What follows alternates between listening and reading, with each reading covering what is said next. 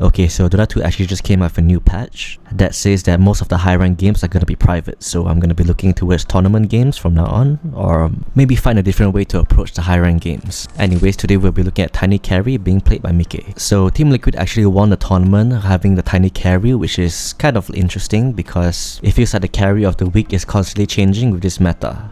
Okay, so in this game, Team Liquid actually got ganked by Tundra as they actually try hard camp the safe lane creeps, which allowed them an early first blood. And as for the laning stage itself, Micke is actually going against a Weaver and a Death Prophet, so he's against two ranged heroes in his lane. And you can see that the moment he reaches level 2, he doesn't hesitate to use his first Q to actually secure the creeps while stunning the enemy at the same time. Because as a melee hero, there's rarely any chance to harass the enemy except for hitting them with your big tree.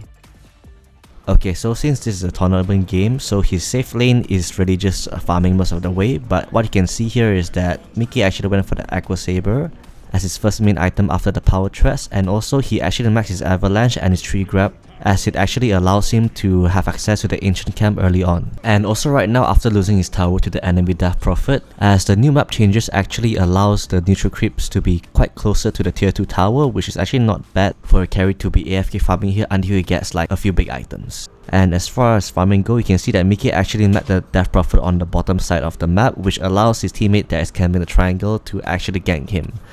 And this is actually pretty good for him as he's actually still farming together with his Echo Saber and going for his Shadow Blade and his Aghanim Shard. And also they easily secure the tower after the kill. Okay, so here's the situation where you can see that our Tiny is actually still farming the bottom side of the map, and that's where Insania on the Jakiro actually for some reason baited the enemy into diving on him. And this actually creates a very good opportunity for the Tiny as it's still nighttime and there's a fog of war, and you can see that time to actually use the portal and use his Ravish in the fight.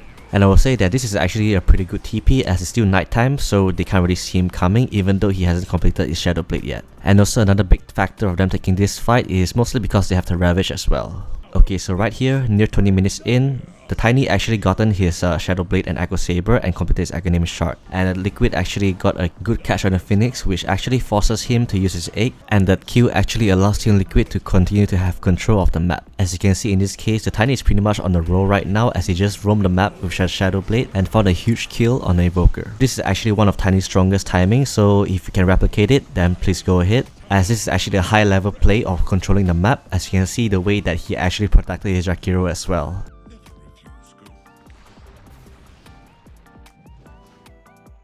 And so one of the classic play of having a Shadow Blade is to obviously try to jump the enemy and one-shot them.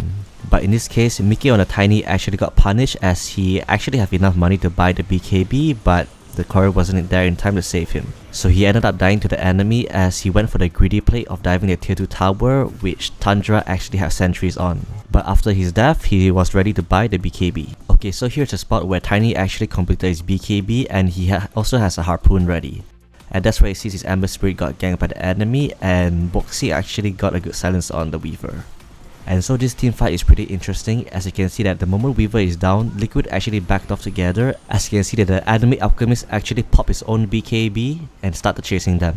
And Micke on the other hand is actually waiting for the perfect timing for the Alchemist BKB to run off as he waits to stun him. And you can see that Micke actually uses Harpoon on the Alchemist that used up his BKB as he instantly teleports away while his BKB is still active. And that's actually a pretty quick thinking from Micke.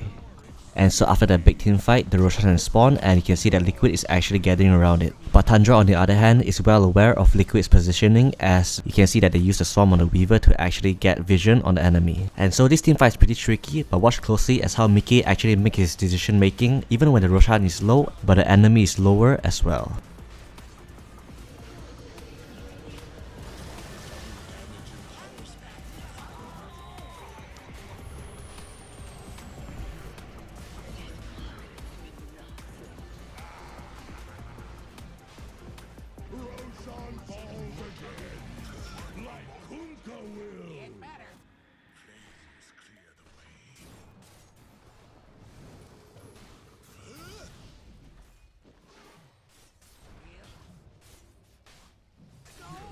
And so with the big win on the hand, they actually managed to smoke up to the mid-high ground of the enemy towers. And that's why they actually caught 33 on the Death Prophet and instantly burst him, allowing Team Liquid to go for more.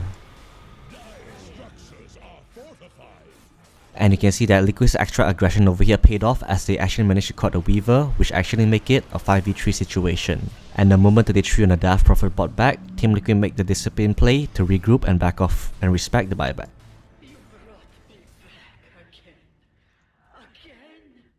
And so one of the final fights here is actually based on the third Roshan, and it's pretty important as you can see that Tundra also committed the heroes for this fight. And so this fight is actually pretty intense as both teams actually use the smoke after making first contact and regrouping. But in this case you can see who has a bigger edge as Tiny is actually holding a double damage rune.